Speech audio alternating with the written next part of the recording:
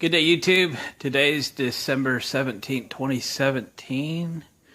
It's, I don't know, 40 degrees or something outside. There was no frost on the windshield this morning. That's kind of nice. We are peering through the back of the Stepvan, and yes, I did remove the rear doors yesterday. We have begun the ramp door project. So I have sketched out a design over the last, couple of months. Anyway, mostly for a material list, and got those hinges coming. Even got those rubber things that would mount at the end of the ramp, so when the ramp goes down, hits the ground, doesn't scratch it all up. Got some of those back there. They've arrived. Hinges aren't here yet. I picked up all this steel, and I always get more than I need. So they're under the truck, 20-foot length. See that? Put them on a cart.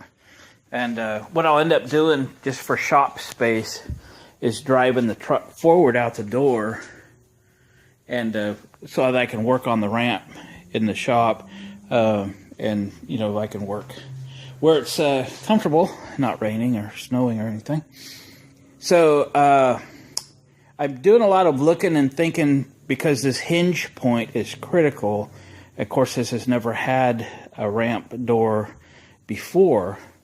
On the corners of the truck, see if you can see it, because it's kind of rusty. This is kind of a lip right here. So my seal, when the door shuts, it's going to seal right there.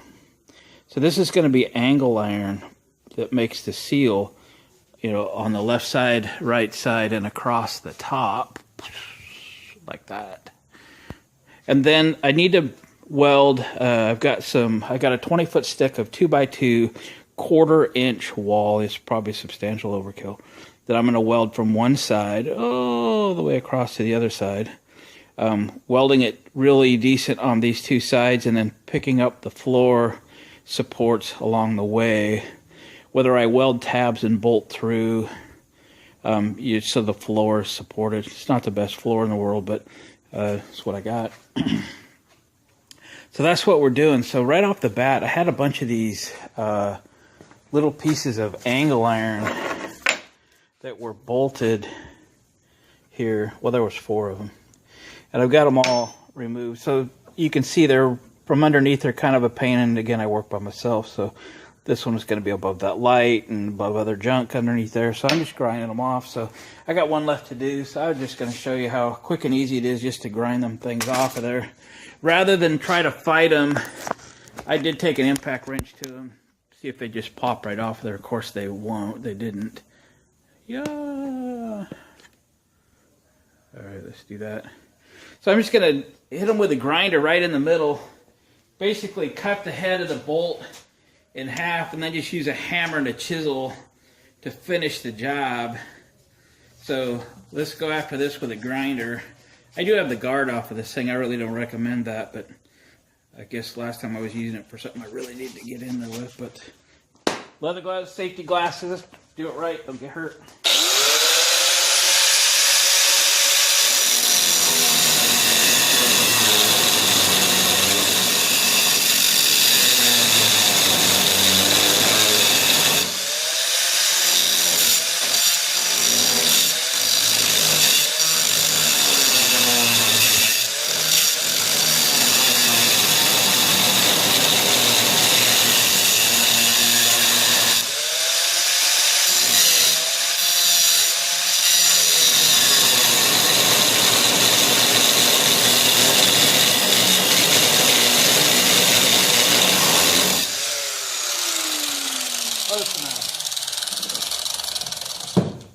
And we'll just beat them off there with a chisel.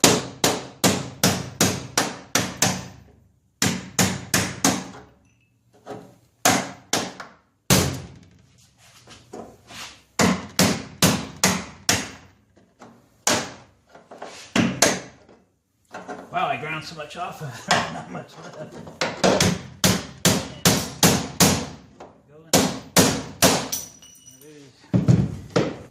Or you can fight them all day, them rusty son of a guns. So, this is going to be a multi-episode video. I'll probably just video till we get 20-30 minutes in length, and call that a video. And then we'll do a part 2 and a part 3 and a part whatever. So for the next little bit here, I'm just going to do some grinding over here so that I have good metal to weld to, kind of clean this up a little bit, and get this piece of 2-inch cut. Want a nice tight fit from side to side, and be able to position it exactly, because I might even cut a little piece of the 2-inch angle iron, and I got 1/4 inch for that too. I just want this thing stout.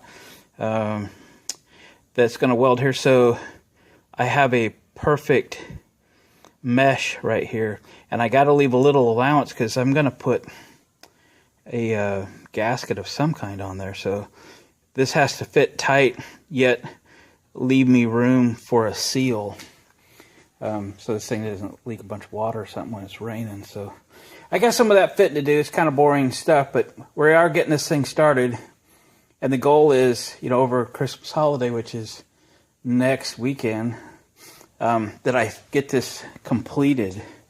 So, real quickly, going to use, 2-inch, 1/4-inch box tubing to weld to the truck. I have another piece that I'll put on top with a weld-on hinge, and that will be the very strong hinge point of the ramp door, which is going to double as a stage. If you've seen my other videos, I'm going to step back here to be about 6 foot long by about 6.5 feet wide, and we'll run some cables or chains up to the top to support it, and then I can set up my DJ stuff, speakers, even my own DJ system where I'm actually outside on my own stage, or if I have a group or a singer or announce a parade, or think of the different kinds of things I could do. It'd be very nice to have this outside stage, and then maybe like an awning, or set up a easy up canopy or something on the stage, so in foul weather or really bright sun, or all of that. So that's the 2-inch with 2-inch on top. Be 2-inch angle iron frame all the way around that fits that groove I just showed you, and then inside that frame I will put 1/8 inch, 1.5 inch box tubing, which will all be flush to the outside, but the difference between the 1.5 inch box tubing and the 2-inch will leave me a 1/2 inch inset on the inside to lay my plywood in. I may use 5/8 or 3/4 plywood, or I may use 1x4 cedar decking. Haven't figured that out yet, but I'll have a 1/2 inch inset on the inside to fit that in, so it will be flush, or at the most it'll stick up about 1/4 inch, and then I'll just edge that with some aluminum edging like you might put in your house, like transition edging between linoleum and carpet or something like that. And then I've got 2 sheets of aluminum, I think, for the outside that I got free from work, and then we'll get the inside done.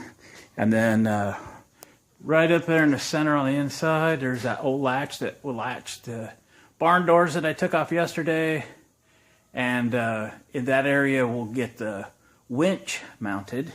Just a Harbor Freight 2,500 pound winch that is going to let the tailgate down and pick it back up again, because it'll be far too heavy to do by hand, because I don't know how to build anything that's not super strong. So there we go. So we're off and running. This is first part of part 1, and I'll check back with you, and then by the end of the day we'll wrap up this video part 1, and we'll pick this up next weekend. See you in just a few minutes. Well, for you, it'd be just a few seconds. Okay, we're back. Got this pretty well mocked up. I've got the 2x2 1/4 inch thick piece of square steel fit. I got a nice tight fit. I had to kind of drive it in there, and that was the whole point, to not make the thing too short. The next trick was to get it positioned well. I'll kind of show you what I've done. So it's kind of beyond the body there. Remember, this got that little indent that this all, when the angle iron is fit, will need to sit there and be kind of flush. Now, it's not welding to this piece of 2-inch. There'll be one on top of it that is the door. This is going to be welded to the truck, but it's what the hinge will weld to. So I've clamped on some scrap steel to make sure it stays flat. I've spaced it on both sides to give me the distance off the truck to get this where I want it. So this will keep it level with this surface, which is what I'm shooting for. Got the same thing happening over here. So I've got the same reveal hanging off the end. We're level with the floor. Got some spacers in there. It's as good as it's going to be. It's time to go ahead and weld it in place. I'm going to weld the corners anyway, but I'm not going to fully weld it. Let's just wait that till this whole thing is done, because if I do for some reason have to change something, you can grind that out pretty easy. But let's not get crazy with this thing yet. That will be plenty strong enough to build this tailgate on, and then when it's all done, we can weld it. And I think I'll wait to do any support through the body, which is probably going to be a through bolt through here, until I'm ready to weld the hinges on, or maybe till the tailgate is completed or mostly completed. And I'll put those supports through. We'll put 1/2-inch bolts all the way through the steel, through spacers or washers, and then through the truck with a nut and fender washers on the back side. So that'd be the plan. So what do you say we weld this up? I'll put you in a stand and let's do this.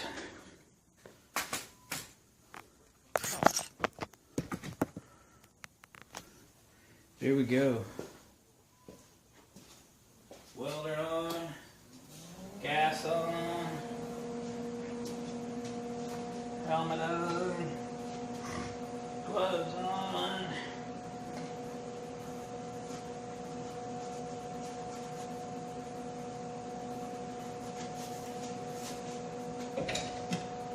Grounds on, we're good to go.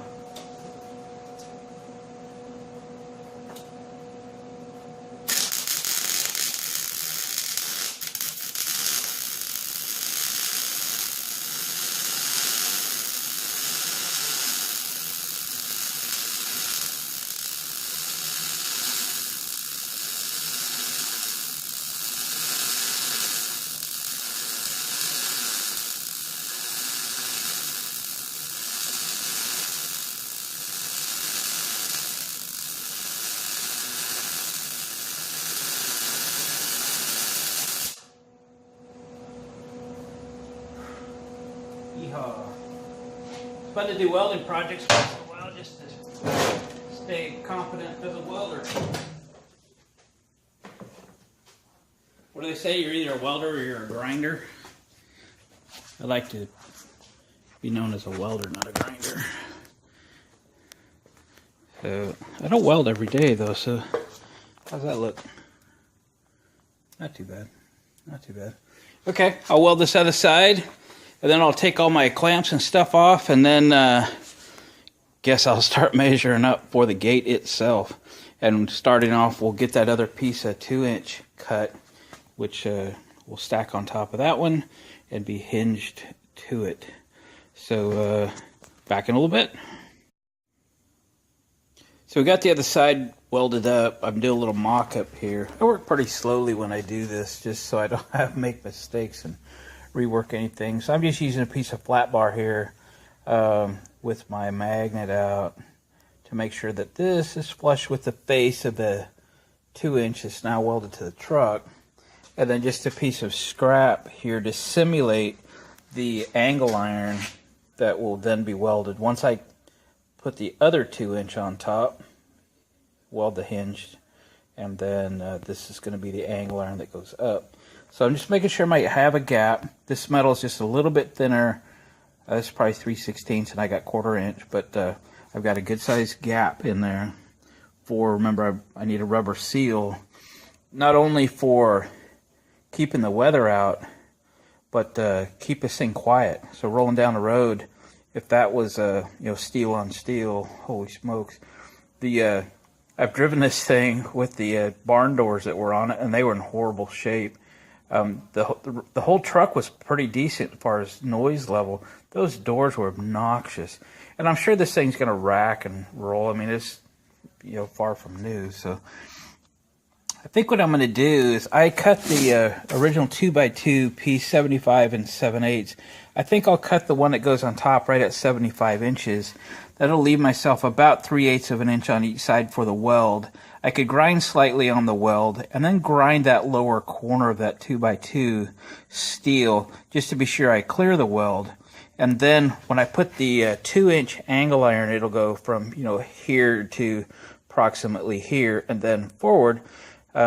This will be a gap, which is intentional, and then that'll give me a lot of area to weld that angle to, and then of course it goes on up, and there'll be one going across and come down the other side. So I think I'll get this piece of 2-inch cut, and we'll just use clamps to clamp it on, you know, keep the magnets on it to keep it flushed out, and then we can start looking at the risers, the 2-inch angle irons that go up. So I'm going to cut that 75 inches. And this mock-up says that that'll be fine if I leave 3/8 of an inch on both sides for a gap, because I don't need any interference. So I think that'll work out just fine. And my gaps are coming out, so looking good. So slow but sure. I'd rather take my time and really think this through rather than make a mistake and have to undo something I've done. Feeling pretty good about it. So here we go. Back in a little bit.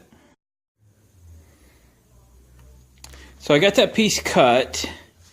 It's sitting there. I ground the edges down, and like I said, I ground the corner off on the bottom of it to give it just a little more clearance on the weld, grind on the weld just a little bit.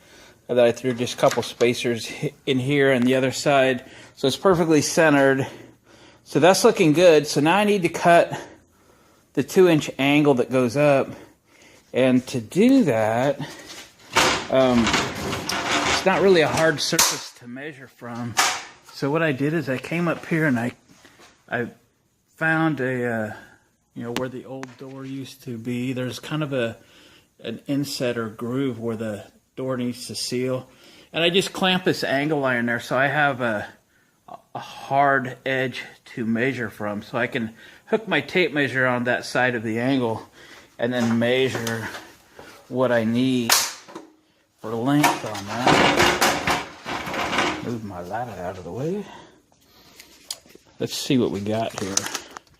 Tape measure, extension. So when you work by yourself a lot, you have to think about how to, come on, I gotta do this one-handed. So you could hook the tape there and then come down here and get that exact measurement.